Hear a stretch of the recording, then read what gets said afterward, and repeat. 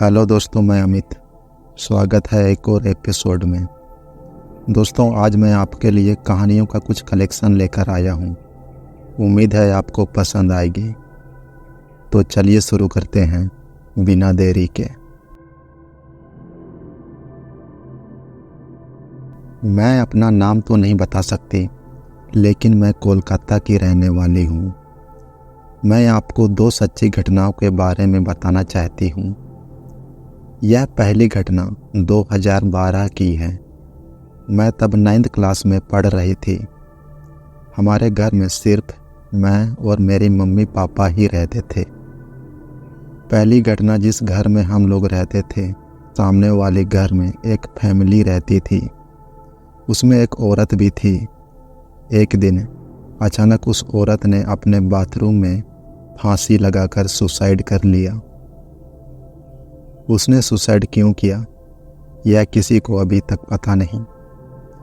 उसके 2 बेटे थे, जिनमें से छोटा बेटा उसे बहुत प्यार करता था। उसकी मौत के कुछ दिनों बाद तक तो सब कुछ ठीक ही चलता रहा, लेकिन फिर उनके घर में अजीब अजीब चीज़ें होने लगी। जब भी उनके घर में कोई नहीं होता था तो उनके घर की लाइटें अपने आप जलने बुझने लगती।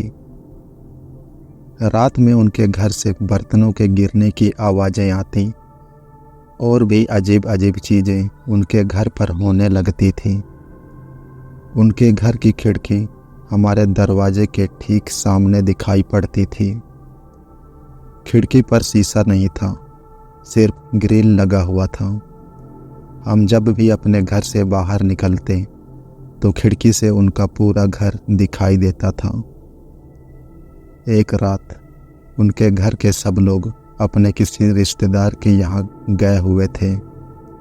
उन्होंने खिड़की पर पर्दा तो लगाया था, लेकिन वो ठीक से नहीं लगा था, तो अंदर का पूरा नज़ारा दिखाई पड़ रहा था। सोते सोते रात में मैं टॉयलेट जाने के लिए उठी। हमारा टॉयलेट घर के बाहर बना हुआ था। टॉयलेट जाने के लिए मैंने अपनी मम्मी को भी उठा लिया। बाहर निकलकर मैंने दरवाज़ा बंद किया ही था कि मेरा मन किया कि उस घर में झांक कर देख लूं कि असल में वहाँ कैसी आवाज़ें आती हैं। उनके घर में कोई था भी नहीं, इसलिए कोई भी मुझे उनके घर में देखते हुए देख भी नहीं पाता। मैंने हिम्मत करके पर्दा उठाया और एक आंख से उनकी खिड़की में देखने की कोशिश करने लगी। उनके घर में एक छोटा सा लाल रंग का बल्ब जल रहा था, जिसकी हल्की हल्की रोशनी में मैंने जो देखा, मेरे तो होश ही उड़ गए। मैंने देखा कि उनके घर की अलमारी खुली हुई थी और उस अलमारी के अंदर से कोई औरत बहुत ही गुस्से से कपड़े निकाल कर फेंक रही थी। वो देखकर मैं तो डर के मारे वहीं जम गई। मुझे पता नहीं क्या हुआ, मैं हिल भी नहीं पा रही थी। तो मेरी मम्मी ने मुझे ज़ोर से आवाज़ दी, तो मैं एक झटके से वहाँ से हिली। मैंने मम्मी को कुछ नहीं बताया और चुपचाप अंदर आकर सो गई। फिर अगले दिन मैंने मम्मी को सब कुछ बताया तो मम्मी ने मुझे बहुत डांटा। दूसरी घटना कुछ ऐसी है। उन दिनों हमारे घर की कंडीशन अच्छी नहीं थी। पापा नाइट ड्यूटी करते थे और मम्मी शादी में कैंटीन का काम करती थी, इसलिए कई बार मम्मी को रात में घर आने में काफ़ी देर हो जाया करती थी। एक रात ऐसी ही मम्मी ने मुझे फ़ोन करके बताया कि उनको वापस आते आते रात हो जाएगी, 1 बज जाएंगे। पापा भी ड्यूटी पर गए हुए थे, तो रात में मैं घर पर अकेली ही लाइट और टीवी चलाकर लेटी हुई थी, जिससे कि मुझे डर ना लगे। रात के 12 बजे जब मुझे नींद आने लगी तो मैंने रिमोट से टीवी बंद कर दिया और चादर ओढ़कर सोने की कोशिश करने लगी। मैंने आंखें बंद की थी कि मुझे घर के बाहर से पायल की आवाज़ आने लगी, जैसे कोई पायल पहनकर हमारे घर के सामने चल रहा हो। वो आवाज़ सुन के मैं डर गई और जल्दी से टीवी ऑन कर दिया। फिर थोड़ी देर बाद 12:30 बजे के करीब मैं फिर से टीवी बंद करके सोने के लिए लेट गई, लेकिन इस बार फिर से आंखें बंद करते ही मुझे वही पायल की आवाज़ आने लगी, जैसे कि कोई पायल पहन के बाहर भाग रहा हो। मैं बहुत डर गई और उठकर बैठ गई। अब तक 1 बजने ही वाला था। मम्मी के आने का टाइम भी हो रहा था। मुझे बहुत नींद आ रही थी, लेकिन वो आवाज़ मुझे सोने नहीं दे रही थी। मैं गुस्से में उठी और सोचा कि जाकर देखती हूँ कि आखिर आवाज़ कहाँ से आ रही है। लेकिन मैं जैसे ही दरवाजे के पास पहुँची, तभी किसी ने दरवाज़ा खटखटाया। मैंने दरवाज़ा खोला तो देखा कि मम्मी बाहर खड़ी थी। मैंने मम्मी से पूछा कि बाहर कोई और भी तो नहीं। मम्मी बोली, कोई नहीं है। मैंने जल्दी से दरवाज़ा बंद कर दिया। फिर मम्मी बोली कि अब तू जाके सो जा। अगले दिन हमें पता चला कि कल रात सिर्फ मैंने ही नहीं, बल्कि पूरे मोहल्ले के बहुत से लोगों ने वह पायल की आवाज़ सुनी थी। यहाँ तक कि मेरी मम्मी ने भी। मम्मी ने बताया कि जब वह घर आ रही थी तो उस सामने वाले घर के पास आते ही उनको ऐसा लगा जैसे पायल पहन के कोई उनके पीछे तेजी से भाग रहा हो। उनका पूरा शरीर बहुत भारी हो गया था और वह वहाँ से हिल भी नहीं पा रही थी। लेकिन फिर किसी तरह वह बहुत हिम्मत करके आगे बढ़ी और घर आ गई।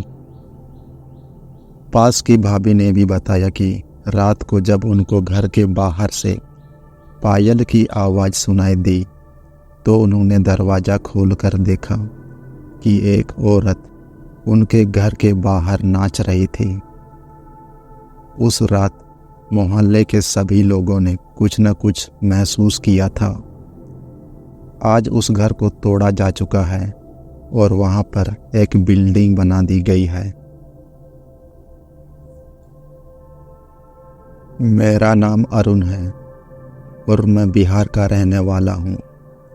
मैं जो कहानी आपको बता रहा हूँ यह बिल्कुल सच्ची है।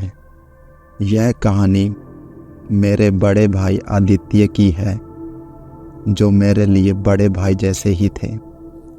यह घटना तब की है जब वे पटना में अपनी आगे की पढ़ाई के लिए गए हुए थे।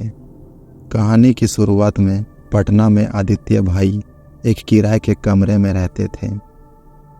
वहाँ उनकी मुलाकात एक लड़की से हुई, जिससे उनकी अच्छी दोस्ती हो गई। धीरे धीरे उनकी दोस्ती प्यार में बदल गई और वे एक दूसरे से मिलने लगे। लेकिन अजीब बात यह थी कि वो लड़की उनसे हमेशा रात में ही मिलना चाहती थी। जब भी आदित्य भाई उससे पूछते कि तुम रात में ही क्यों आती हो, तो वह कोई ना कोई बहाना बनाकर बात को टाल देती थी। धीरे धीरे उनका प्यार फिजिकल रिलेशनशिप में बदल गया। हर रात वह लड़की आदित्य भाई के कमरे में आती और फिर फिजिकल रिलेशन बनाने के बाद रात को 3 बजे उनके कमरे से निकल जाती। आदित्य भाई को इस पर शक भी हुआ था, लेकिन प्यार के चलते उन्होंने इस बात पर ज़्यादा ध्यान नहीं दिया। एक दिन आदित्य भाई के एक अंकल राकेश पटना उनसे मिलने आए हुए थे। उन्होंने देखा कि आदित्य भाई का चेहरा बहुत कमज़ोर लग रहा था और उनका पूरा व्यक्तित्व बदल गया था। अंकल ने आदित्य भाई से पूछा तो उन्होंने अपनी पूरी लव स्टोरी बता दी। उनकी बात सुनकर अंकल को थोड़ा शक हुआ कि ज़रूर कुछ न कुछ गड़बड़ है। उन्होंने यह बात एक बाबा से यह सारी बात बताई। बाबा ने उन्हें एक धागा दिया और कहा कि आज जब वह लड़की आए तो चुपके से उसके कपड़े पर यह धागा बांध देना। वह धागा बहुत ही पतला और लंबा था, कम से कम 1 किलोमीटर लंबा। आदित्य भाई ने बिल्कुल वैसा ही किया। रात में जब वह लड़की उनके पास आई तो उन्होंने चुपके से उसके कपड़े में वो धागा बांध दिया। सुबह होने पर आदित्य भाई और अंकल ने उस धागे का पीछा किया। धागा उनका रास्ता दिखाता हुआ एक कब्रिस्तान में पहुंचा। वहां उन्होंने देखा कि वह धागा एक कंकाल से बंधा हुआ था। ये नज़ारा देखकर आदित्य के भाई के होश ही उड़ गए। अंकल ने फिर बाबा से संपर्क किया। बाबा ने कुछ मंत्र पढ़े और हवन वगैरह करके उस चुड़ैल को मुक्ति दिलाई। इसके बाद वह लड़की फिर कभी आदित्य के पास वापस नहीं आई। मेरा नाम अनामिका है और मैं उड़ीसा की रहने वाली हूँ। मैं अपने साथ घटी एक सच्ची घटना आप लोगों के साथ शेयर करना चाहती हूँ। यह 2018 की बात है, जब मेरे स्कूल की छुट्टियाँ चल रही थी। कहानी की शुरुआत कुछ ऐसी है। मैं बुक्स पढ़ा करती थी। एक रात लेटी लेटी बुक पढ़ रही थी। फिर कुछ देर बाद सोने के लिए लाइट्स बंद कर दी, लेकिन देर तक नींद नहीं आई। तो मैंने सोचा कि थोड़ी देर बालकनी में जाकर ठंडी हवा का मज़ा ले लूँ।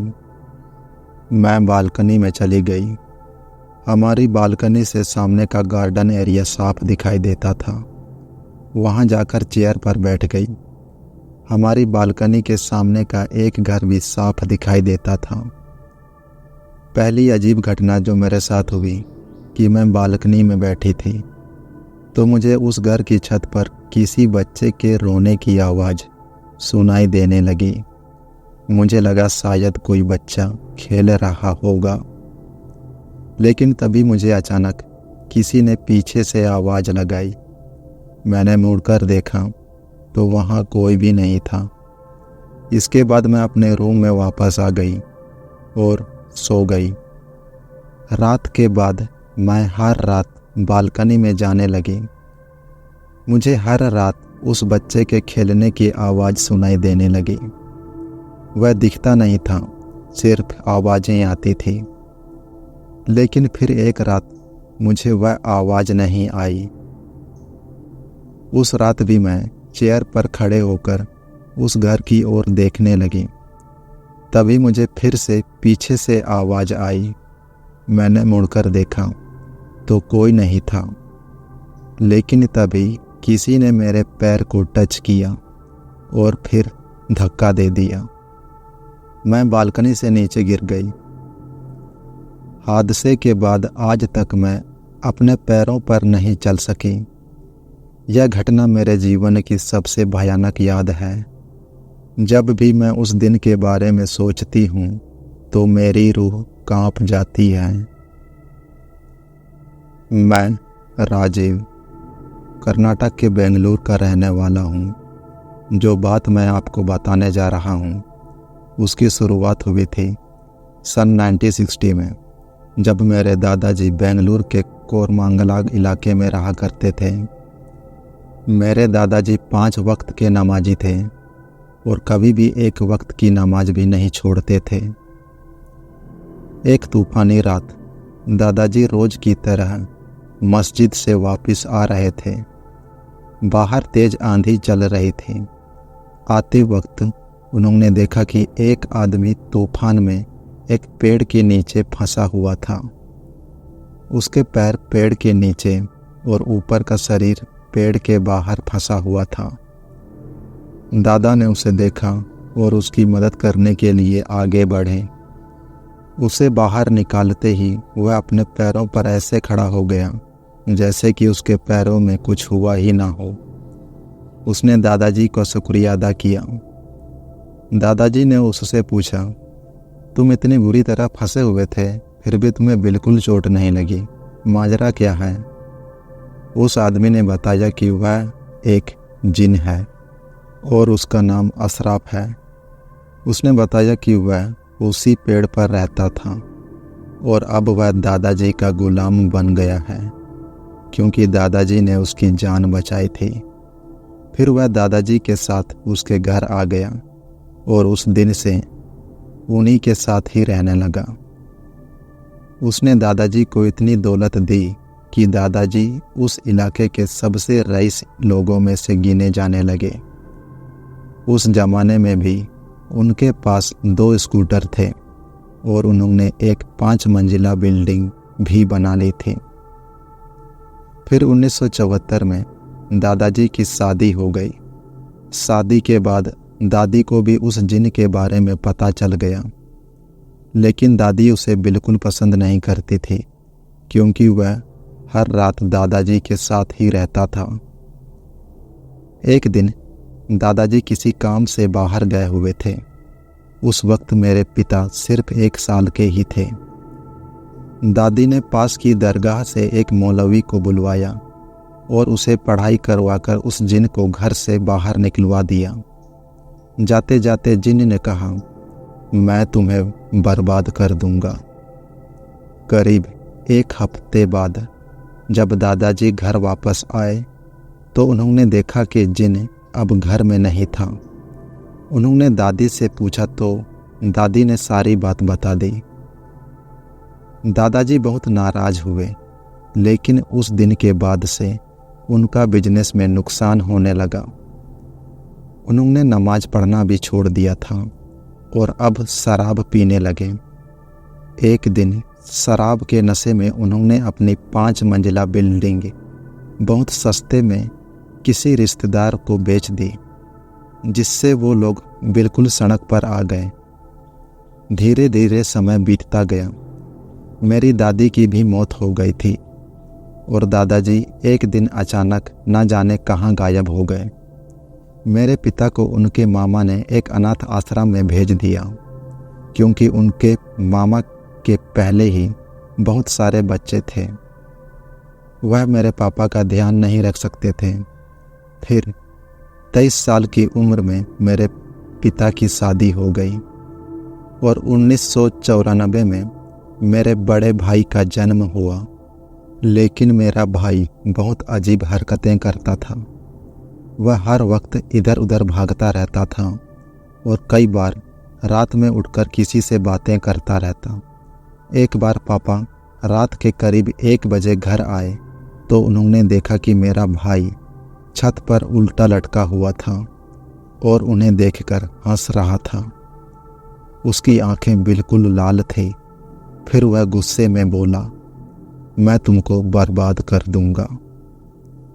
और फिर एक झटके से वह हवा में उड़ने लगा और घर के बाहर चला गया। रात भर मेरी मम्मी और पापा उसे ढूंढते रहे, लेकिन वह नहीं मिला। अगली सुबह उनके एक पड़ोसी ने देखा कि उनकी पानी की टंकी में एक बच्चे की लाश पड़ी थी, जो पानी से फूल चुकी थी।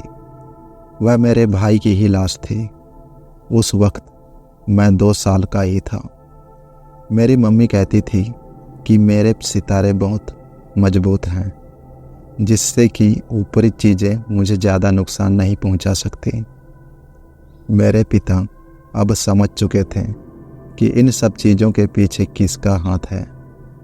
मेरे सबसे छोटे चाचा भी इसी तरह अजीब हरकतें करते थे। फिर एक दिन मेरी मम्मी ने एक मौलाना को घर बुलाया, जिसने झाड़ फूंक करवाई, जिसके बाद घर में सब कुछ ठीक हो गया। लेकिन यह सब ज़्यादा दिनों तक टिका नहीं। 2014 में हम पास के एक नए घर में शिफ्ट हो गए। मैं तब 18 साल का था। नए घर में सबके अलग अलग कमरे थे। एक रात जब मैं पानी पीने के लिए उठा तो मैंने देखा कि हॉल में एक आदमी बैठा हुआ था, जो मेरी तरफ देख रहा था। वह मेरी तरफ देखकर मुस्कुरा रहा था। मैं उसे अपने कमरे की खिड़की से देख रहा था।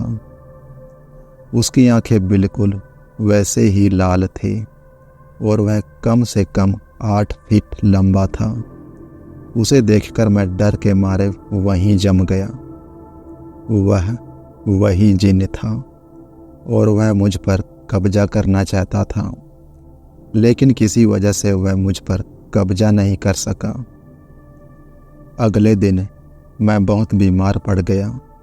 मैंने अपनी मम्मी को रात की सारी बात बताई। मम्मी ने फिर उसी मौलाना को घर बुलाया। उसने बताया कि मेरे सितारे बहुत मजबूत होने की वजह से जिन मुझ पर हावी नहीं हो सका, नहीं तो मैं भी अपनी भाई की तरह मारा जाता। लेकिन फिर उस दिन के बाद से जिन मुझे सपने में दिखाई देने लगा। मेरी 2 बहनें भी थी। जिन ने उन्हें अपने कब्जे में ले लिया था, लेकिन उनकी जान नहीं ले सका। एक रात मैंने अपने सपने में उस जिन से पूछ ही लिया कि वह हमारे घर से क्यों नहीं चला जाता। उसने मुझे यह पूरी कहानी सुनाई कि किस तरह मेरे दादा ने उनकी मदद की थी। उसने कहा कि वह तो सबका अच्छा ही चाहता था। मैंने उससे माफ़ी मांगी और मेरी बहनों को छोड़ देने का निवेदन किया। माफ़ी मांगने के बाद कुछ दिनों तक सब कुछ ठीक ही रहा, लेकिन फिर 2019 में जब मेरी शादी होने वाली थी, तो शादी से 2 दिन पहले मैं अपने कमरे में सो रहा था। अचानक मुझे ऐसा महसूस हुआ कि कोई मेरी छाती पर बैठा है। मैंने आंखें खोली तो वही जिन था। उसने मुझसे कहा, अब बहुत बुरा वक्त आने वाला है। इतना कहकर वह वहाँ से चला गया। पहले मुझे लगा कि शायद मैंने कोई सपना देखा होगा, लेकिन सुबह उठकर जब मैं अपनी छाती देखी तो उस पर जलने के निशान बने हुए थे।